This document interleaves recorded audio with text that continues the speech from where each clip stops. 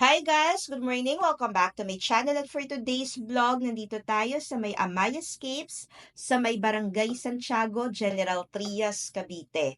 Napakaganda ng location ng subdivision na ito dahil ito ay along Arnaldo Highway lamang. Ayan na yung highway, napakalapit niya doon sa may open canal papunta ng Imus sa The District. Malapit na rin ito sa ginagawang Calax and tara, sama kayo sa ating tripping. So, nakapasok na tayo dito sa subdivision. Ang ganda ng community, malinis, maaliwalas, hindi siya masyadong crowded, and malapad yung kalsada. This is, by the way, Amayascapes by Ayala. Kaya, tingnan nyo naman, no, napaka-pleasant ng community niya. And kanina, doon sa security, strict talaga sila kasi naghanap sila ng IDs, nagtanong sila kung saan pupunta. Hanapin lang natin yung unit and sabi, pangatlong kanto, kanan, tapos nandoon na yung property. This is, by the way, bank foreclosed property for as low as 1,122,000 pesos. Pwede ka nang lumipat for as low as 20% spot down payment. Yung remaining 80% ay pwedeng-pwede through bank or through in-house financing. So, more chika muna tayo habang papunta tayo dun sa unit para hindi kayo mainip. And sa ganon, ma-observe nyo yung community, ma-observe nyo, ayan o, walang masyadong taong nagkalat na pagalagala. Talagang tahimik sa lugar. Maski yung mga aso, walang tumatahol. Kaya, ang ganda lang. Maliliit lang yung mga houses dito, pero maganda kasi hindi siya dikit-dikit. May mga open spaces tayo dito. Ayun, yung nakaharang na van may kinakarga lang siya. Kaya siya naka-parallel na ganon.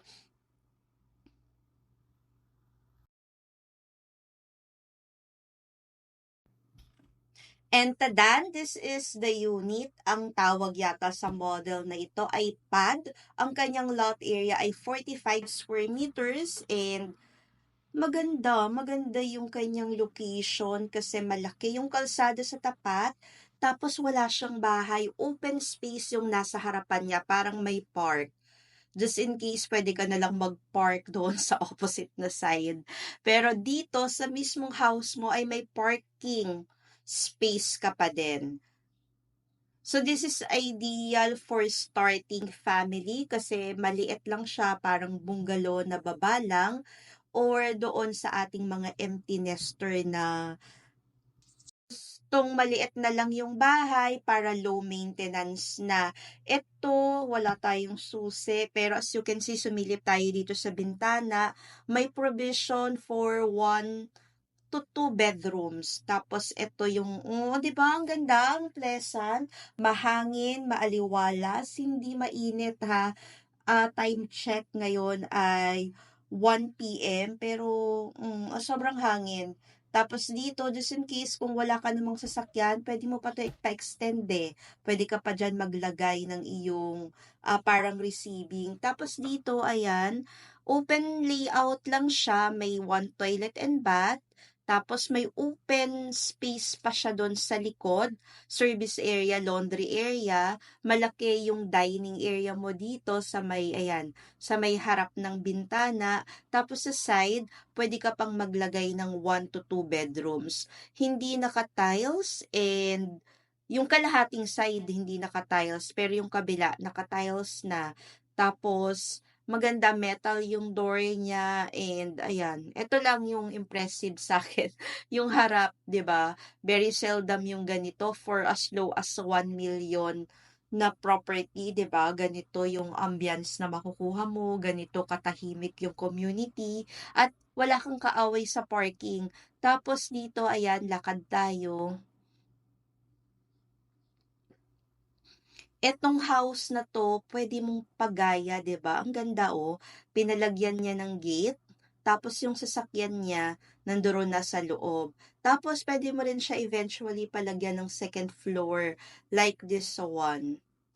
Pero kung starting family, isa pa lang yung anak mo, that unit will do. Or kung mag-isa ka lang naman sa buhay, parang condo style siya eh.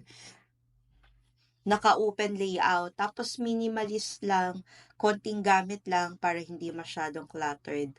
Maganda yung community, yung iba nga dito, uso walang gate lang eh. Tas naka-park lang sila sa labas, yung iba, yung corner lot kanina nakita ko yung kitchen niya nasa labas. Pero ito ang ganda rin ng pagkakagawa niya.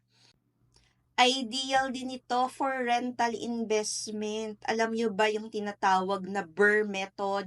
Buy low, renovate, rent, repeat. Pwedeng-pwede ito kasi 200 plus lang yung ida-down mo. Tapos yung amortization, pwede mo na lang kuhanin sa rent. Siyempre, for the start, hindi mo naman talaga makukuha yung 100% na rent equals to amortization. Pero at the end of the day, kapag na fully paid mo na sa'yo yung property, nag-appreciate na din yung value, 'di ba? May naging katulong ka. Kung maparent mo lang to for 5 years, nang let's say naka-income ka ng o hindi pa sa income or nakakolek ka ng 500,000. So, kung binili mo ng 1.1 plus less 500, parang 600 lang yung naging cost ng property mo.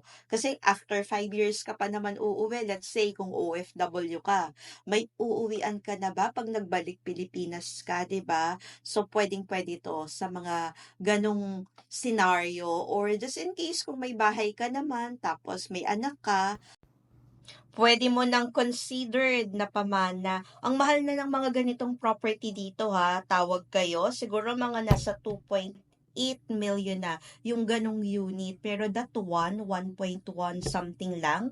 Malapit din ito sa may Vista Mall and marami na ring mga malls na tinatayo around. Like yung SM General Trias, yung pinakamalaking mall daw ng SM dito. So this subdivision is 100% flood free.